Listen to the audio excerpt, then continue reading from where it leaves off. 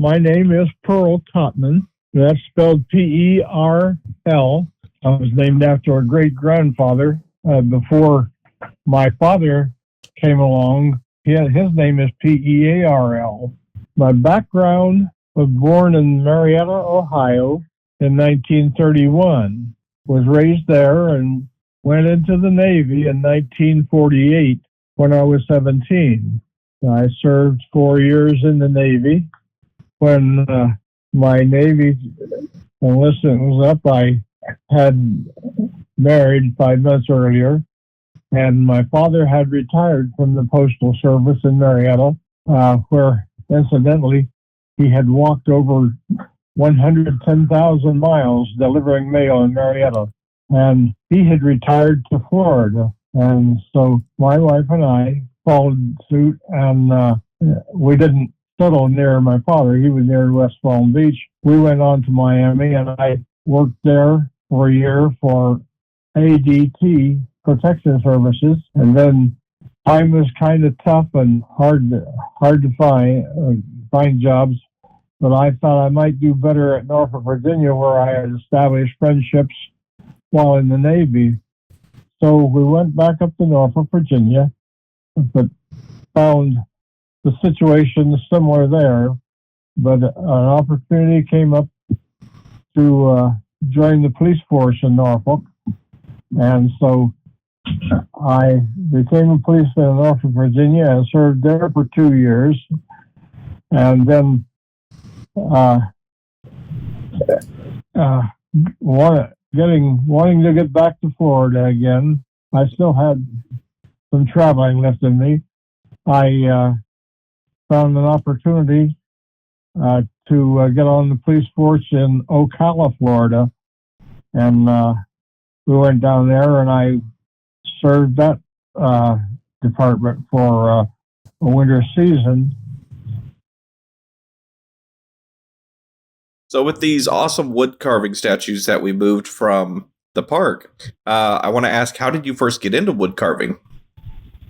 Well, I seem to have had some interest in it very young, because I can remember when I was a small child, my mother would give me large bars of soap, and I would carve them. And being Depression days, why the chips of the soap were not lost, they were thrown into the washing machine. I can't remember what I carved. More than likely faces or heads or something like that. But anyway, I seem to have had some aptitude in that field very young. So when did you start carving larger pieces like these statues? Let me think. When I carved that Viking.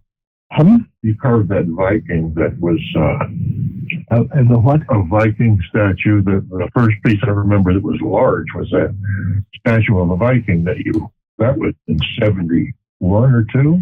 Oh gosh.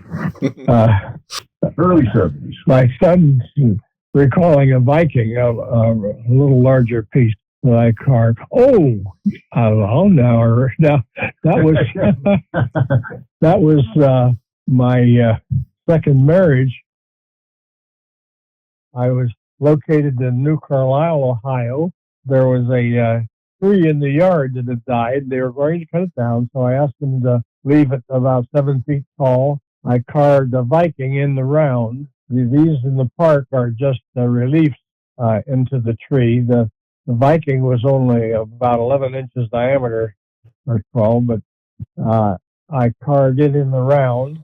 I wanted to be sure my kids would get to see it, but they wouldn't get to New Carlisle probably. But anyway, I brought it to Marietta, and I gave it to one of my sons, Mark, and his wife, and he had a friend who drank a little bit too much, and his friend was going to show off and carry it up some outside steps to their second floor apartment, and he dropped it, and it shattered the horn on the Vikings helmet, and so they didn't want it. They gave it to my younger son, and his wife gave it to her sister who lives in northern Ohio, and it's up there somewhere in northern Ohio. But anyway, things don't always turn out as you plan, but I hope someone's enjoying it. Speaking of which, I see all these pictures as I'm putting together this photo show, and you seem to have an idea of what you're going for when you're carving.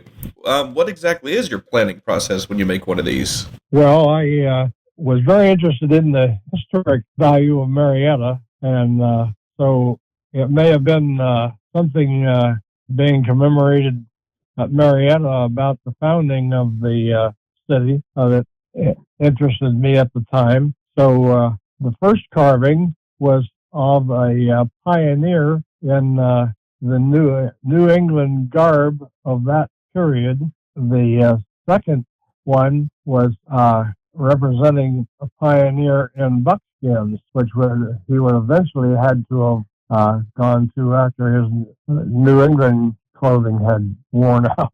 But anyway, it had to keep with the historic theme in the park there. And of course, we have the wonderful monument there by Gutzon Borglum of the Start Westward. And I can remember in 1938 when Franklin Roosevelt came to Marietta to dedicate that monument to the Start Westward. Gutzon Borglum, of course, was the man who carved Mount Rushmore. And so I didn't get to hear the president speak at that meeting. I was too far away, but I do remember the crowd in the park. I think the whole county must have turned out. They surely should have. Sure. Yeah. Anyway, that was the background of it, was the historic theme that I was always interested in. Anyway, when we reached Portsmouth, Ohio, it was during the Ohio State Fair of 1983. We took this monument to the State Fair, and it was displayed for 21 days in the ODNR Pavilion. And then the state brought it back down and mounted it in the Shawnee State Park Marina, just downriver a couple miles from Portsmouth. And that's where it is today. You mentioned that you made wood carving signs for a while. Can you tell me a bit about that? Fun? He was on your wood carving signs.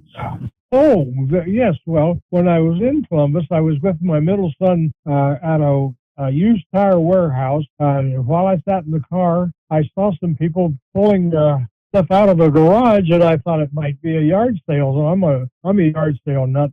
And I went over there and found out that their father, who had been the wood carver, had passed away some 5 years earlier, and his trailer was sitting there idle all those years, and this garage was full of wood sign blanks. And so right on the spot, I bought this whole outfit, signs and trailer and everything, for $2,700. Right. And then I was in business. I had to get my money back. So you went all over the country doing that, didn't you? Oh yeah, I've sold wood signs from Palm Beach to Seattle, Washington.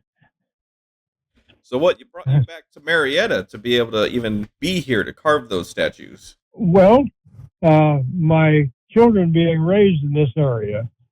That's probably how I happened to be there when the historic value was noticed. Anyway, they lived about 20 miles west of Marietta. Yeah. And of course, I was in Marietta a lot because I was raised there. I knew so many people. But when I saw these trees, such magnificent wood that had died from whatever cause, I just thought it was a terrible shame for such a loss to have no recompense, for just being lost forever. For if the wood was so good, it should be used for something. Right. And it wasn't really marketable as lumber. I mean, because the trees had died, Yeah. So anyway, it just fell into place, and I was very fortunate that I was there at the time to take advantage of it.